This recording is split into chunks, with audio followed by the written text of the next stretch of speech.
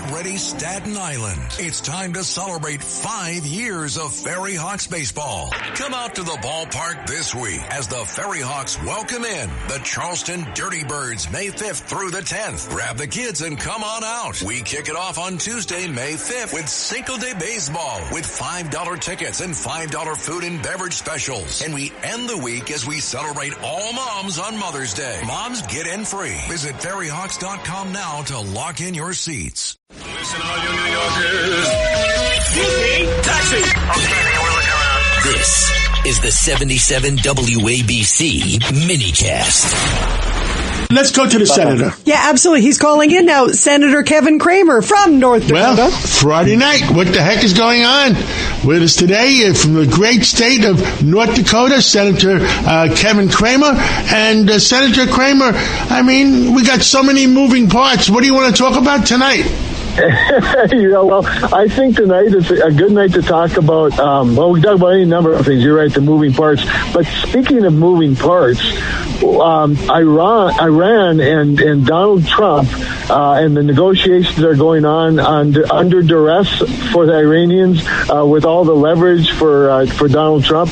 I think it's been a fascinating thing to watch over these last several weeks. And while the Democrats keep screaming and hollering and wanting to impeach and do whatever else, Donald Trump is starting to show just why he wrote the book, literally, on negotiations.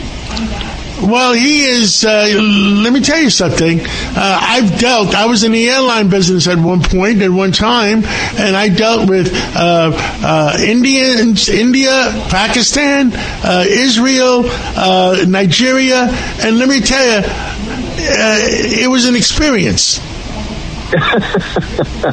Well, that's a good word for it. It's an experience. Well, look at this guy, though. Donald Trump, first of all, he always, as you know, and everybody in New York knows, he always negotiates from a position of strength. And when he called for the launch of Operation Epic Fury and said it wouldn't last long, he was right. Other people doubted him, but he was right. And he demonstrated American superiority. He along with the United States Air Force and combined with the Israeli Air Force, the two strongest air forces in the world, combined together, demonstrated just how strong and mighty the United States and Israel really are. And then with the Strait of Hormuz, when the Iranians, with what little they had left, thought that they could somehow control the Strait of Hormuz and keep the flow of free goods.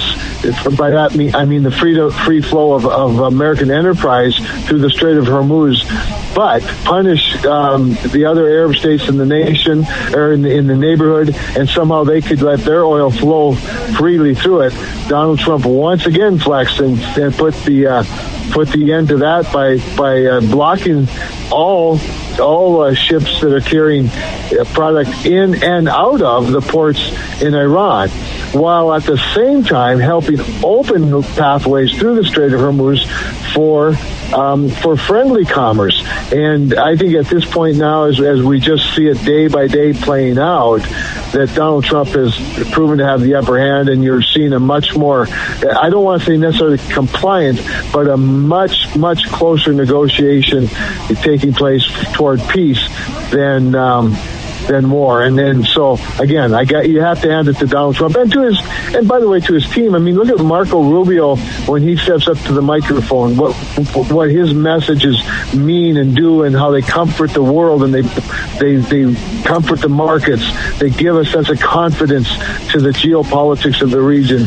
I just think you're watching a masterful regime doing a masterful job Absolutely. Right now in the Middle East. Senator, knowing Donald Trump for a long time, I will tell you, when he said this morning that the fact is he doesn't concern himself with the small skirmishes is because there's a civil war going on in Iran, that there's Iranians that don't want peace. And he's dealing with the Iranians that want peace, and the Chinese, in my opinion, are supporting the Iranians that want peace. So if everybody can get it straight. There's Iranians that want peace and Iranians that don't want peace. And I believe that China is standing on the side of the Iranians that want peace and get this over with.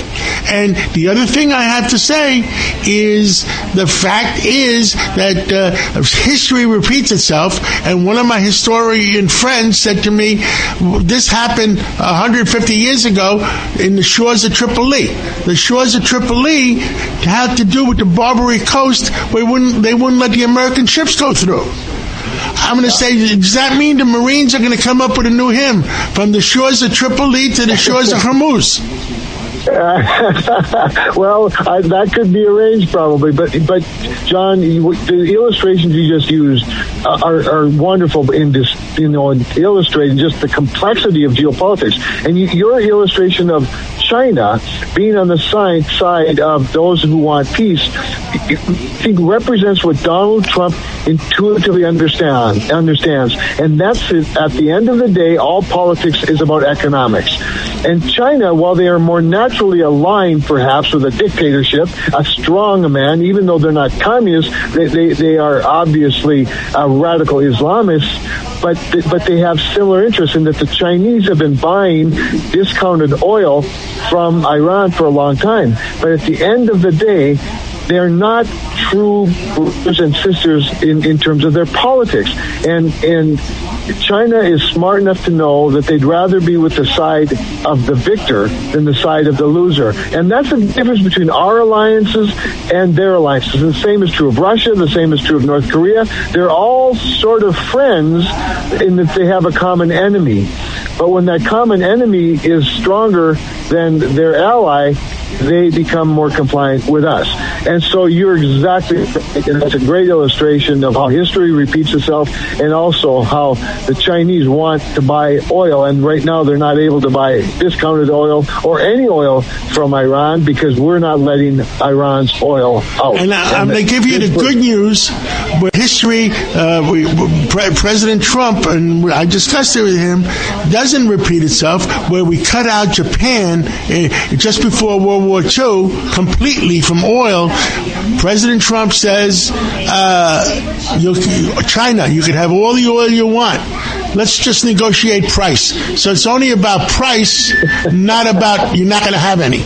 Well, therein lies the other thing he understands about economics, that supply and demand can come together in the United States. Understood. Because we have it. So it's awesome. It's good. It's good to be us, John. Senator Cramer, thank you for coming on this Friday evening, and God bless America, and let's talk again soon. Let's do it. Have a great weekend. The Marine Toys for Tots foster care program is bringing hope to children who need it most. Every 2 minutes, a child enters foster care, often with only a small bag of belongings. More than 400,000 children face trauma and uncertainty, many before age 8. This May, during Foster Care Awareness Month, Toys for Tots is creating Room for Joy. In 2025, nearly 375,000 children received comfort through toys, books, and essentials, reminding them they are not alone. Donate now and change a child's life.